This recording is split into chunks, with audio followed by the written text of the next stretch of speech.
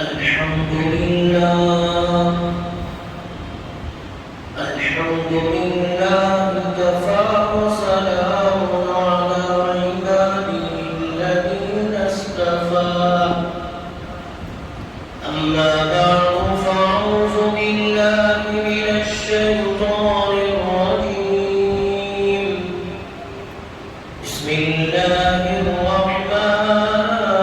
الرحيم إياك نعبد وإياك نستعين آمنت بالله صدق الله مولانا العظيم عن عبد الله بن مسعود رضي الله تعالى عنه قال قال رسول الله صلى الله عليه وسلم من نزلت به فاقة فأنزلها بالناس لم تصد فاقته ومن نزلت به فاقة فأنزلها بالله يوشك الله له برزق عاجلا أو آجل رواه الترمذي رحمه الله أو كما قال عليه الصلاة والتسليم رب اشرح لي صدري ويسر لي أمري واحلل عقدة من لساني يفقهوا قولي اللهم صل على محمد وعلى آل محمد في أول كلامنا اللهم صل على محمد وعلى آل محمد في أوسط كلامنا اللهم صل على محمد وعلى آل محمد في آخر كلامنا واجب الاحترام بزرگوں دوستوں بھائیوں اس وقت آپ حضرات کے سامنے مدد صرف اللہ سے مانگو اس موضوع پر مجھے کچھ کہنا ہے دعا کیجئے گا اللہ پاک حق طریقے کے ساتھ حق نیت کے ساتھ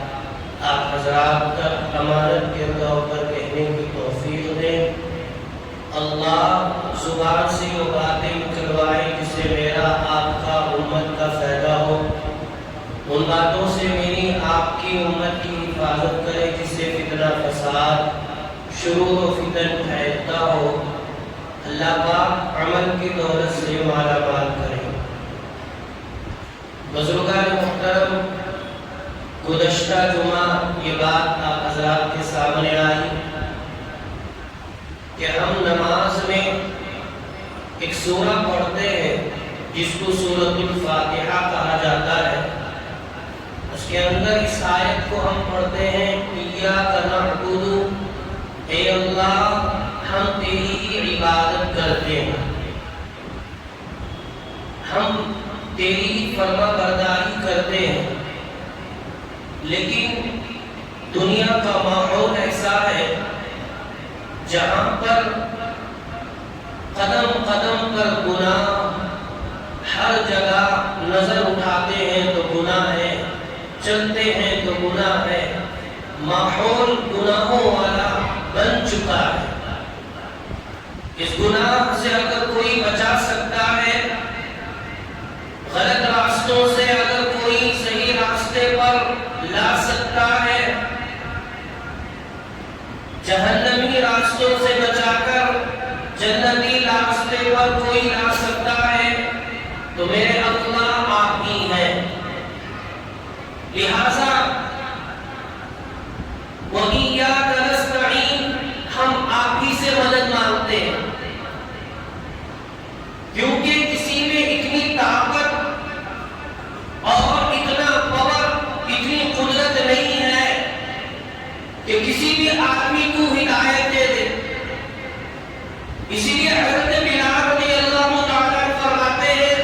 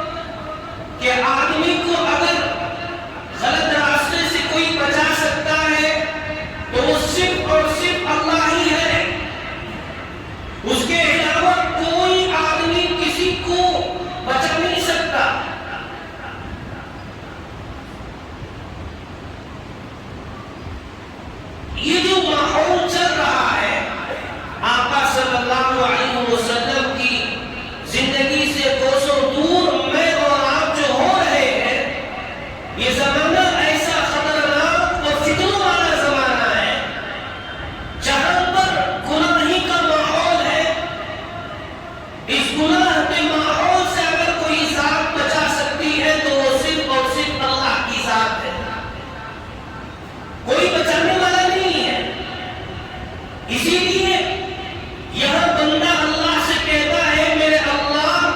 آپ میری مدد کیجیے، اور اللہ تعالیٰ کو وہ بندے بڑے محبوب ہیں جو اللہ سے مانگتے ہیں، اسی کا نام دعا ہے۔ بزرگان محترم، دعا کہتے ہیں کہ آدمی اپنی حاجت کو، اپنی ضرورتوں کو اللہ کے سامنے پیش کرے، اور اس دعا کرنے پر اللہ تعالیٰ خوش ہوتے ہیں۔ بلکہ اللہ پاک پیغمبر علیہ السلام کی زبانی مجھے اور آپ کو یہ بتایا کہ پیغمبر میرے بندوں سے کہتے کہ میرے بندے اگر میرے بارے میں سوال کرے تو آپ انہیں جواب دیجئے گا کہ میں ان کی شہرت سے زیادہ قریب ہوں، وہ مجھ سے مانگے تو صحیح۔ بندہ جب اللہ سے مانگتا ہے اللہ پاک اس بندے سے خوش ہوتے ہیں۔ دعا کرنے میں عزت ہے، لیکن بزرگان محترم دعا کے علاوہ اگر لوگوں سے سوال کیا جاتا ہے، لوگوں سے مانگتے ہیں، اللہ اس سے ناراض ہو جاتے ہیں، اور لوگوں سے مانگنے کو بھیک کہا جاتا ہے، اور بھیک مانگنے میں ذلت ہے، رسوائی ہے۔ ایک مرتبہ آپ کسی سے مانگیے گا، اپنی ضرورت کا سوال کیجیے گا، دوسری مرتبہ مانگنے کی ضرورت نہیں، بس اس کے قریب چاہیے، وہ اپنا رخ دوسری طرف کر لے گا، وہ یہ سمجھے گا کہ آنے والا مجھ سے مانگنے آ رہا ہے۔ میرا اور آپ کا اللہ ایسا نہیں ہے، بلکہ نبی کریم علیہ السلام نے فرمایا من لم يسأل اللہ یغضب علیہ، جو اللہ سے سوال نہیں کرتا، اللہ سے مانگتا نہیں ہے، اللہ پاک اس سے ناراض ہو جاتے ہیں۔ آج ہم یہ تو کہتے ہیں اللہ آپ کی مدد کرنے والے، لیکن بزرگان محترم میں اور آپ دوسروں کی چوکٹوں پر جاتے ہیں، دوسروں سے مانگتے ہیں۔ دنیا کے اندر سب محتاج ہے، محتاج کی کیا مدد کرے گا؟ بیمار کی کیا مدد کر سکتا ہے؟ میں خود مصیبت میں ہوں اور دوسروں کو مصیبت زدہ جو آدمی آ رہا اس کی میں کیا مدد کروں گا؟ ہماری مصیبتیں، ہماری پریشانیاں اگر کوئی دور کر سکتا ہے تو وہ اللہ کی ذات ہے۔ ہم تو یہاں نماز میں اقرار کرتے ہیں اللہ ہم تجھ ہی سے مدد مانگتے ہیں، لیکن میں اور آپ جب جیسے ہی پریشانی آ گئی، جیسے ہی مصیبت آ گئی، جیسے ہی ہم حالات سے دوچار ہو گئے تو فوراً ایسے لوگوں کے پاس ہم جاتے ہیں، ان سے مدد طلب کرنا شروع کر دیتے ہیں۔ صحابہ کی عادت نہیں تھی، بلکہ حدیث میں آتا ہے یہ صحابی رسول اپنے گھر میں تشریف لائے، گھر کے اندر فقر و فاقہ چل رہا تھا، بیچارے پریشان حال تھے۔ آ کر انہوں نے اپنی محترمہ سے کہا کہ کچھ کھانے کے لیے ہے؟ کہا کہ کیا ہے؟ کچھ بھی نہیں ہے۔ اب ہماری اور آپ کی یہ سوچ ہے چلو کچھ نہیں ہے کسی کے پاس، ادھار لے لو، قرض لے لو، جاؤ بازار خرید کر لا کر سودا گھر میں دو اور کھانا بچ جائے گا۔ یہ میری اور آپ کی سوچ ہے، صحابہ کی یہ سوچ نہیں تھی۔ گھر میں آ کر پوچھا، دیکھا کہ کوئی نظام نہیں، چلے گئے، سیدھے مسجد گئے، وضو بن گیا، 2 رکعت صلاۃ الحاجت پڑھی، پھر واپس تشریف لائے، پھر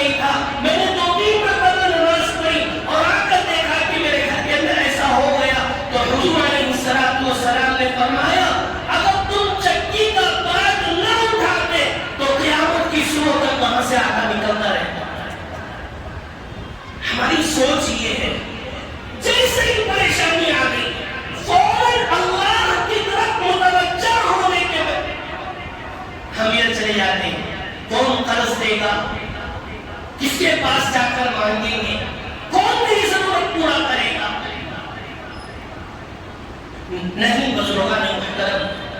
کوئی بھی پریشانی آئے، کوئی بھی مصیبت آئے، مدد کرنے والی ذات تو اللہ کی، اس کے سامنے دامن پھیلائے۔ ابھی میں نے خطبے کے دوران ایک حدیث آپ کے سامنے پیش کی،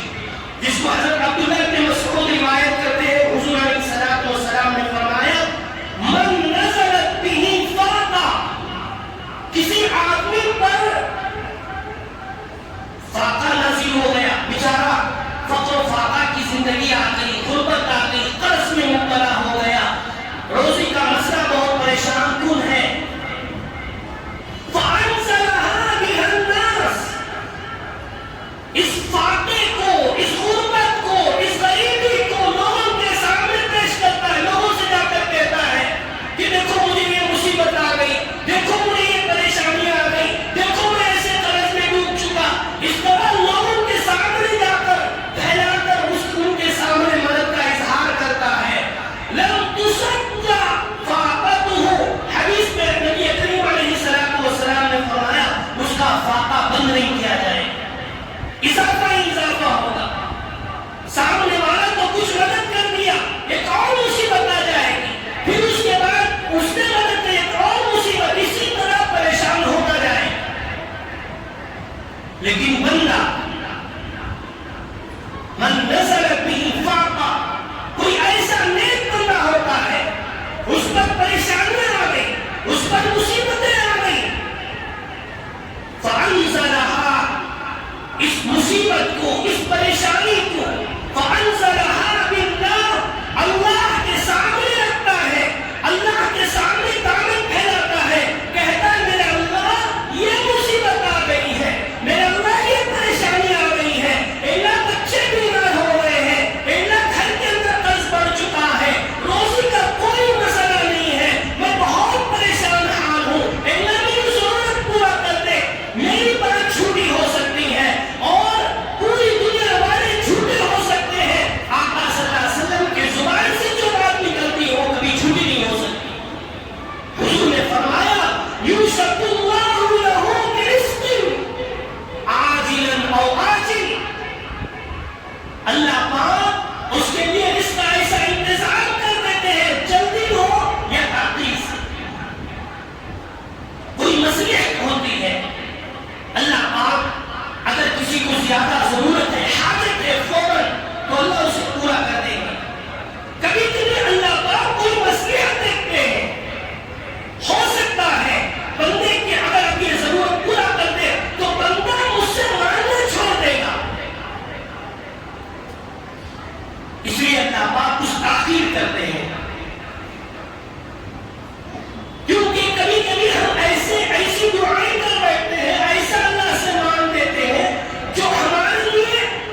بجائے فائدے کے وہ نقصان ہو جائے گا۔ جیسے دیکھیے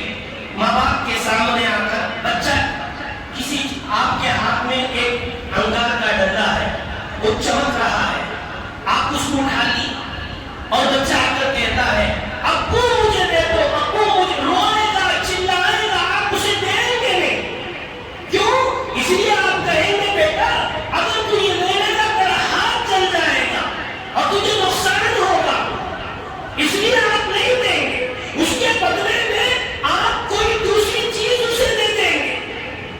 اسی طرح محترم دوستوں اور بھائیوں، اللہ پاک بھی ایسے ہی کرتے ہیں کہ جب بندہ کسی ایسی چیز کا مطالبہ کرتا ہے، اگر یہ چیز اسے دے تو ہو سکتا ہے اس چیز کے ذریعے سے وہ بیچارے کو نقصان ہو، وہ بیچارہ اور زیادہ تکلیفوں میں پڑ جائے گا، اس لیے اللہ پاک اس کے علاوہ کوئی دوسری چیزیں دیتے ہیں۔ لیکن ہم پریشان حال ہوتے ہیں، میں اتنا اللہ سے مانگتا ہوں، اللہ میرا سنتا ہی نہیں ہے، ایسے الفاظ ہرگز اپنی زبان سے نہ نکالیے گا، اللہ کی رحمت سے مایوس ہونے کی کفر ہے، بہت سارے لوگ پریشان ہو جاتے ہیں، میں اللہ سے اتنا مانگتا ہوں، اتنا روتا ہوں، اللہ کے لیے میرا سنتا ہی نہیں۔ اللہ سب کی سنتا ہے، سب کی ضرورتیں وہ پورا کرتا ہے، بلکہ حدیث میں آیا پیغمبر علیہ الصلوۃ والسلام نے فرمایا پوری دنیا والے مل کر، آسمان والے، زمین والے، سب لوگ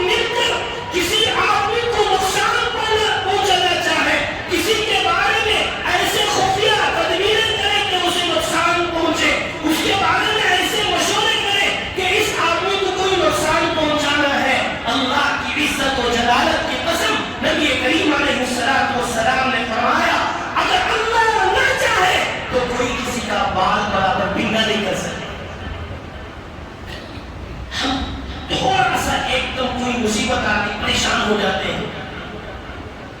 دنیا والوں سے کچھ ہونے والا نہیں ہے.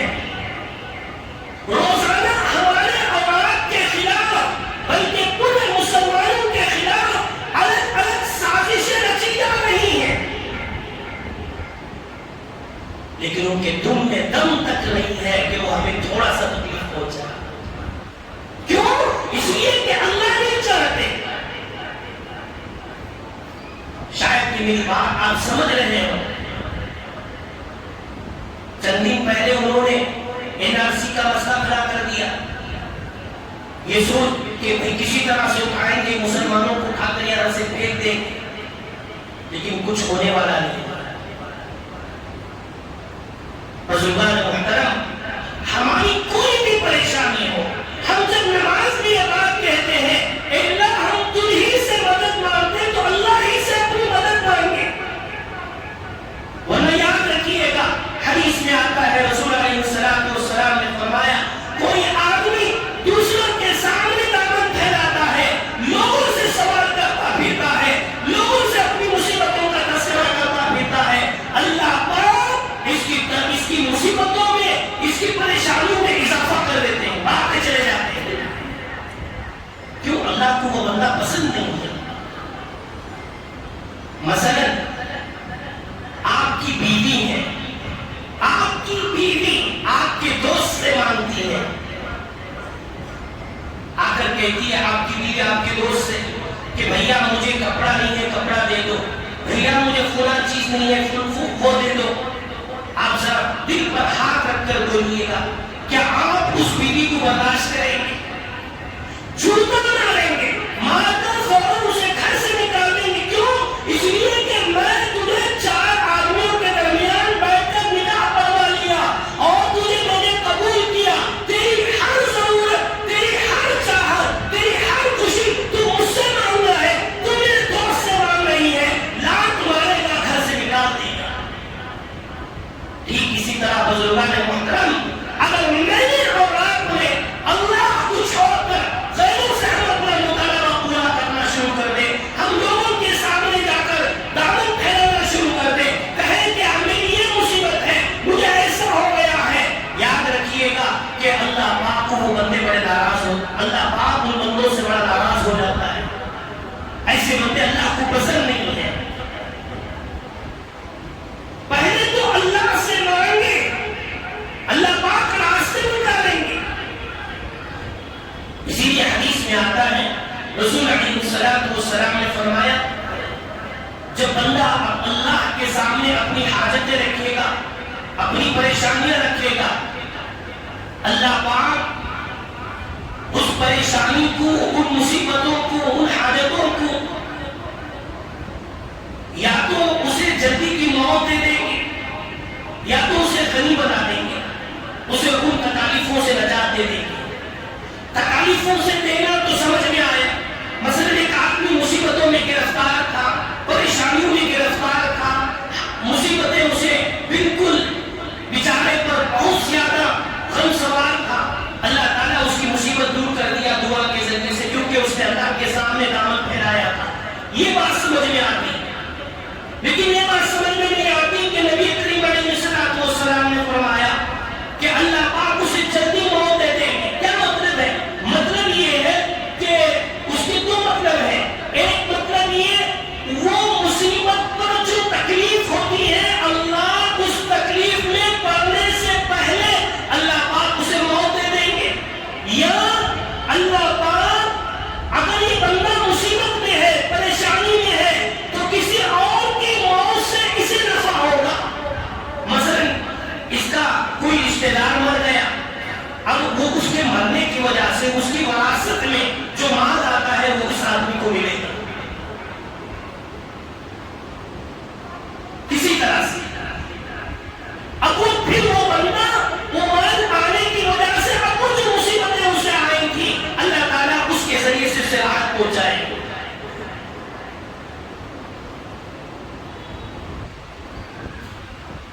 اللہ پاک جب جانوروں کو نہیں بھولتے تو میں اور آپ انسان ہیں، ہمیں کیسے بھول جائیں؟ ایک بہت بڑا ڈاکو تھا، ہمیشہ لوگوں پر ظلم کرنے والا، لوگوں کا مال لوٹنے والا۔ ایک دن جاتے جاتے اس نے دیکھا کہ سامنے 3 درخت ہیں کھجور کے، اور ان تینوں درختوں کے اندر تو ماشاءاللہ 2 میں پھل اگے ہوئے ہیں، ایک تو بالکل سوکھا ہے، اس کے اندر پھل نہیں ہے۔ ایک چڑیا کو دیکھا کہ وہ چڑیا وہاں سے جس درخت کے اندر کھجور ہے اس میں آتی ہے، اپنی چونچ سے کھجور لیتی ہے، اور جس درخت کے اندر وہاں پر جو درخت سوکھا ہوا ہے وہاں جاتی ہے، بار بار وہ آ رہی ہے جا رہی ہے۔ یہ جو ڈاکو تھا بڑا پریشان ہوا، اس نے سوچا جا کر دیکھے یہ چڑیا آخر کر رہی کیا ہے۔ تو وہ جہاں پر درخت سوکھا تھا اس کی طرف آ کر دیکھا تو بات سمجھ میں آئی کہ وہاں پر ایک سانپ ہے، بیچارہ اندھا ہے۔ اور وہ جو ڈاکو تھا وہ رونا شروع کر دیا، اے اللہ تو ایک اندھے سانپ کو نہیں بھولا ہے اور مجھے اس گناہ پر لگا دیا۔ اے اللہ جب تو ایک اندھے سانپ کو نہیں بھول سکتا تو مجھے کیسے بھولے گا؟ فوراً وہ بیچارہ بندہ توبہ کرنا شروع کر دیا، اللہ سے مانگنا شروع کر دیا۔ اللہ پاک اسے اس کی دل میں بات ڈالی کہ اللہ تعالیٰ اس کے لیے توبہ کا دروازہ کھول دیا ہے، اور اپنے لوگوں کے پاس آیا، کہا کہ آج کے بعد سے میں گندا کام نہیں کروں گا۔ سب چھوڑ چھاڑ کر نکل گیا، اور پھر اللہ کے دربار میں بیت اللہ کی طرف احرام کی حالت میں نکل پڑا ہے۔ سب مال چھوڑ دیا، چوری کا مال، حرام کا مال چھوڑ کر اللہ کے راستے میں نکلا۔ 3 دن ہو گئے، چلتے چلتے ایک بستی پر جا کر وہ قافلہ رکا، دیکھا کہ ایک اندھی بڑھیا آ رہی ہے، جو وہ ڈاکو کا اس کا نام لے کر کہہ رہی ہے، دیکھو میرے بیٹے کا انتقال ہوا، اور انتقال ہو کر ابھی 3 دن گزرے، روزانہ حضور علیہ الصلوۃ والسلام خواب میں آ رہے ہیں اور مجھ سے یہ بات کہہ رہے ہیں کہ دیکھو یہ جو مال ہے یہ تمہارے بیٹے کا جو کچھ چیزیں ہیں وہ اسے لے جا کر دے دو، جو کچھ چیزیں ہیں وہ اسے لے جا کر دے دو۔